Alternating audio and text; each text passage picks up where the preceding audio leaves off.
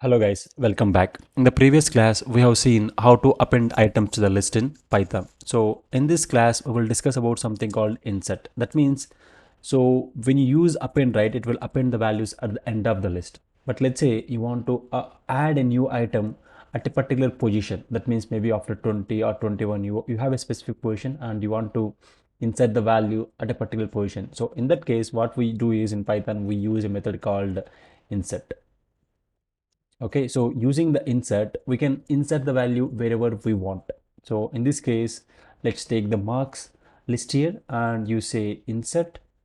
And first we need to give the position where you want to insert the item. So let's say I want to insert the item here. So I will give 2, comma, and the value, whatever the value that I want to insert. Maybe I want to give 99.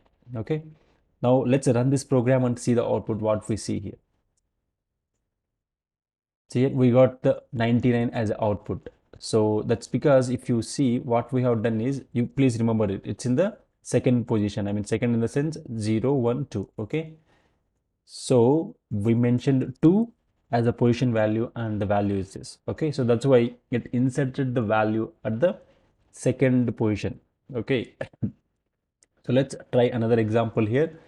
So insert, this time what I will do is I will give something like 1, comma 100. So that means 1 means 0, 1. So that means after 23, you will have the 100 as a value in this list.